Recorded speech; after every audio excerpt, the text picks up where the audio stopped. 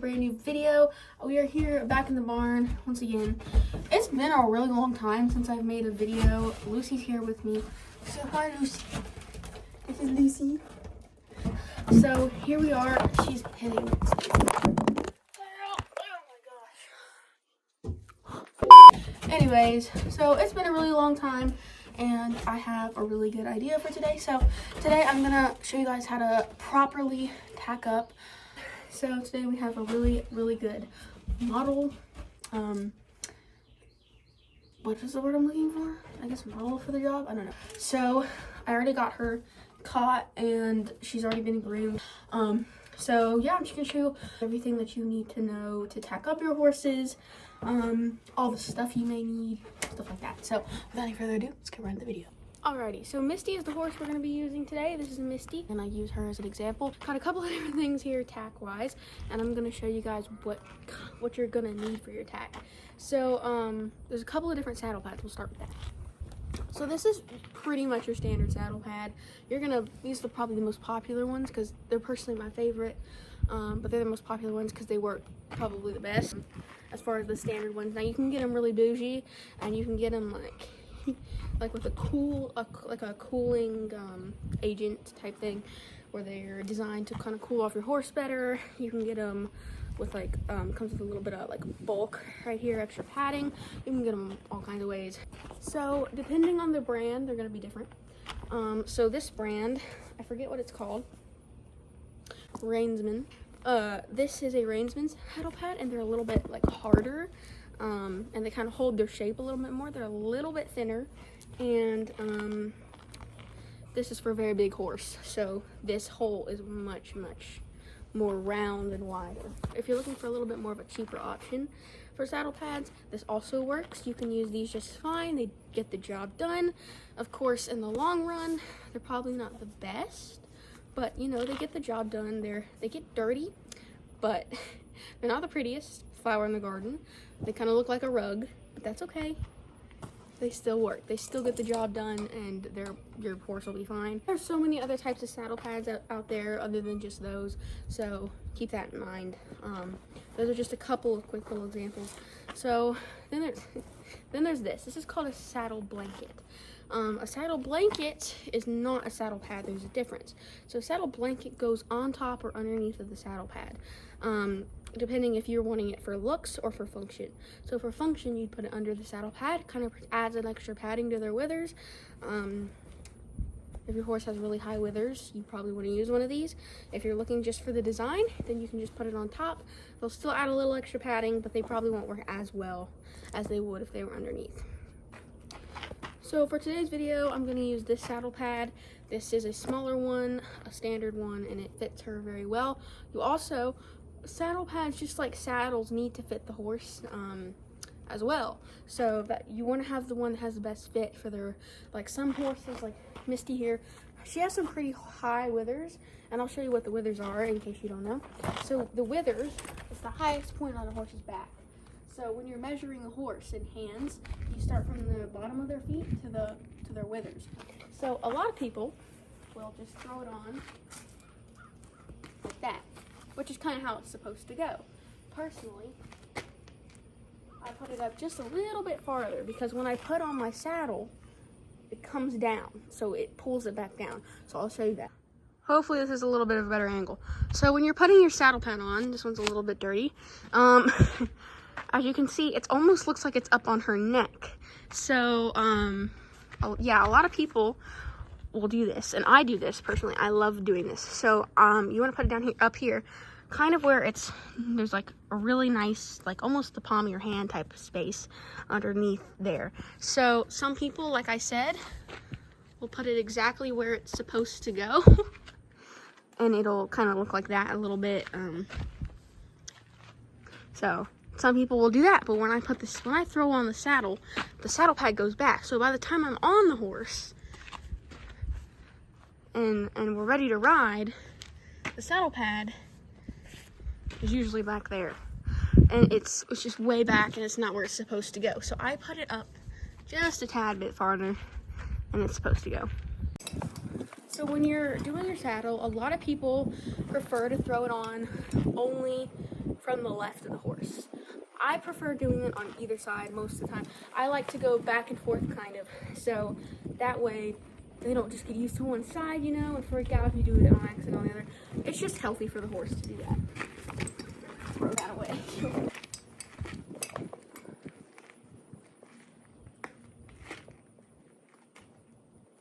Alrighty, so once your saddle is on, it should kind of look like that. So you're going to take everything and put it down on the side.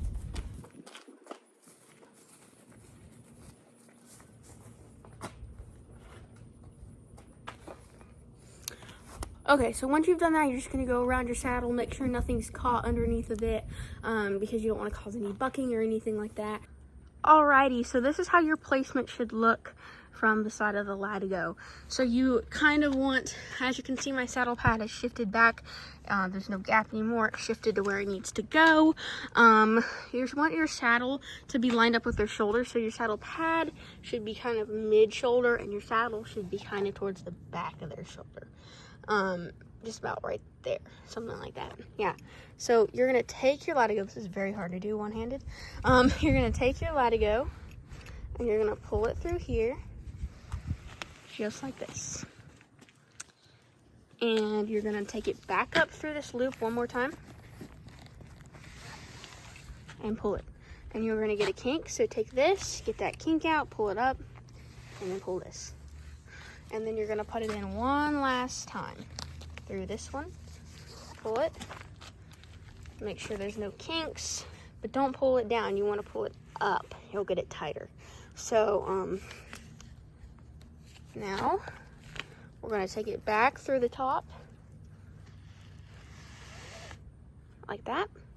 We're gonna go around this way. So we're gonna wrap it. So there's a couple different ways you can do this. So I'm going to show you the Texas T first. So you're going to wrap it around like this, and then you're going to put it back through this little loop like that. And then it's going to come, this piece is going to come down through this little loop like that.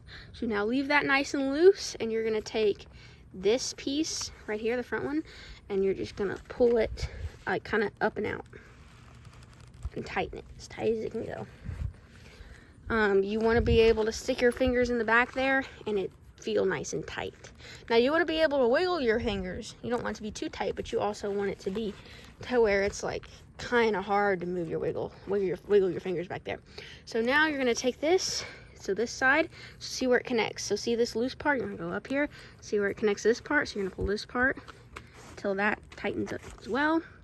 And now we're going to take this part, pull it out, make sure it's down through here, and then just pull this part down, just like that. And then if you don't want this extra piece here, you can take it and put it through this thing, just like that. And then some people put it through like this. Like I said, it's all about preference. These little tiny things don't really matter in the long run. Some people put it to the back and do it like that as well. So it's really up to you. There's also another way you can tie the cinch. Instead of doing it 3 times, you could put it through a 4th time. So let's loosen this up for this girl so we can get it through. So you can take it down here a 4th time, just like that. And then make sure there's no kinks. And then you can pull it up tight as it can go, just like that. And then you should get a little loop right here. Make sure it's not too loose. You'll get a little loop. You're going to take this buckle here and you're going to put it through that little tiny hole right there. Alrighty, so I had to do this part off camera. It's very hard to do one-handed. So it's going to be like that, and it's going to be sticking out. There's going to be a little gap. You don't want there to be a gap. So you're going to take this piece right here, and you're going to pull it out. And you're going to be like, well, now it's too loose. I promise you that's not going to make a difference. As much as it looks like it is. I promise. Look, if you pull this part, it'll come out, and it's still hard to wiggle back there. So now, what you're going to do is you're going to take this piece and put it up through here. And like I said, you can either put it like that, or you can put it around through the back. Like this.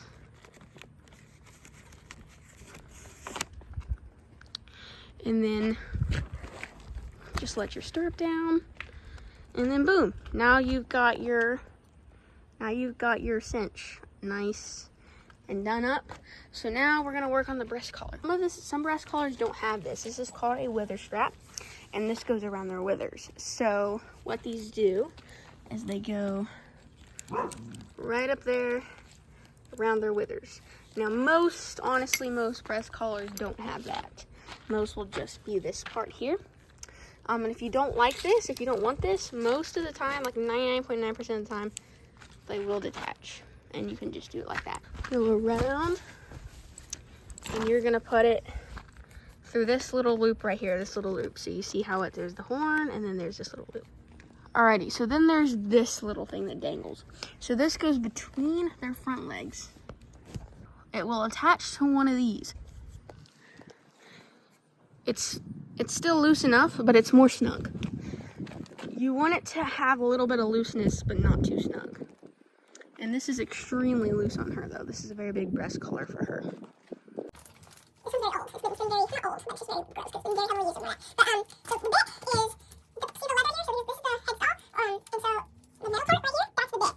The shanks, this is part of the bit. So these are called shanks. The longer the shank, the more leverage you're going to get. So these are a little bit longer, so you're going to get a little more leverage, and it's going to pull a little harder. So this bit, this is called, I believe this is a Venus horse. I'm not entirely sure what kind this is. So sorry if you're looking for a new one. I cannot tell you what this is called. I don't know. But anyways, so I don't know if these called either. I call them donuts. I'm pretty sure I call them donuts. Maybe called O-rings or something. But anyways, so what they do, their job and their purposes is when you're riding a horse, some horses will try and get the shank in their mouth. If they get the shank in their mouth, they got control. You lost control pretty much. So that's how their mouth. It's a very dangerous situation to be in. So these just can help prevent that from happening. It can also help prevent this from pinching them or rubbing their mouth hard. So it has a couple of different things. But you don't necessarily have to have these. They're just a good addition. So if we turn around to the back of it here, this part right here, oops, lose it. This chain right here, this is called a chain strap. So this, what this does is when you're turning, so let me show you. Oops, right here. Okay, so when you're turning, you've got the reins here. So when you're turning, imagine this is the horse's mouth. When you're turning, it's going to pull, and it can pull it, and it can pull this shank into their mouth. So what this does is it keeps the shank from getting in their mouth. And it basically keeps you from ripping the bit out of their mouth. So those are very important to have. You always want to have a chain strap. They're a very good safety thing. Now, you're not necessarily, you don't necessarily have to have one. Like, it's not a necessity. But it's, you can still ride without one. Still, your bit will still work, but they're very good. This bit, this is called a dog bone twist bit. This is a dog bone twist bit. So this is the dog bone, and then this is the twist. So when there's the shanks and the chin strap, it's your standard. It's just a different bit. So this bit is probably, I'd say, a little, I don't know, I'd say they're probably about the same. You might have a little bit better control with this one than the other one, but they're pretty much the same. So these are very non-harsh bits. They're not harsh really at all, but they give you really good control. So they're not hurting them or anything. Some bits are harsher than others. These are not very harsh, but they do get the job done. So Okay, so what you're gonna do is you're gonna have, here's the bridle here. So she's already pulling her head in, she knows. Okay, so you're gonna take your reins, make sure everything's where it needs to go, and you're gonna put that around their neck first. So if they were to walk away, you have something to hold them with so they don't walk away. So we're gonna take the halter off of her. Okay, so now you're gonna take your hand, and I'm right-handed, so I like to go on the side of her and do it. You're gonna take your left hand, split apart the donuts, like that, and you're gonna put your hand just like that. So you want your thumb and your pinky to be on top, pulling everything apart so it'll be wide enough and split apart, and then you want your other three fingers holding the bit flat out for her to grab. So what you want to do is when you put this in their mouth, they have a little part in their mouth and their gum where they don't have teeth. It's in the back of their mouth. If you have a hard time, some horses will just they'll open up and let you, but you don't want to rub their teeth. That can hurt them. So you want to make sure you don't rub their teeth, and you want it to go on top of their tongue. And so what you do is you're going to stick your thumb. So you're going to hold it. So I'm going to pull her over, just like that. You're going to hold the top part with your other hand. Just put your arm between their ears, and you're going to grab them just like that. And now you're going to want to put your thumb, she knows she hates the bit. You're going to want to put your thumb, no, what are you doing? Put your thumb in their mouth, in the gums, and press down on their gums, and it'll take it. It just makes them open up their mouth. Just put down a little bit of pressure. And then there you go. So when you're about to get on your horse and ride your horse, you always want to do something called flexing first. I do this with horses that have been ridden for a long time. I always flex the horse. So you take your reins and you put I'll turn you to the side here. So you're going to take your reins and you're going to put your hand on their shoulder stand kind of the side, and then take them, and I'm not even pulling, show you. And you want to pull them until they quote unquote give. It's called giving. So until they basically don't fight you for it and pull. You want to make sure that they're willingly giving you their head. So you pull them in, just the tiniest bit of pressure, and pull them into your side. Well guys, this is editing Callie, because I just realized I completely and totally forgot to make an outro to this video. So yeah, sorry about that. This video was actually originally supposed to be how to tack up and work your horses, but I just couldn't find the right camera angle. I couldn't get the audio to work. Everything was going haywire. I ended up having to cut it short and leave early to go somewhere. So sorry about that, guys. But if you want to see how to work your horses, you can click on the end of this video. You can click on next video, and I have a video I'll be posting about how to work your horses. It'll be a long journey. I'm going to be posting a kind of a documenting it kind of thing with another one of my horses, Maggie. So if you want to see that, you can go and click on this next video. But I really hope that you enjoyed today's video. If you did, drop a like, subscribe, and click that little notification bell to get notified anytime I post more videos like this. And you can see kind of what I'm up to and what my horses are up to. So yeah, hope you enjoyed, and I'll see you all next time. Bye!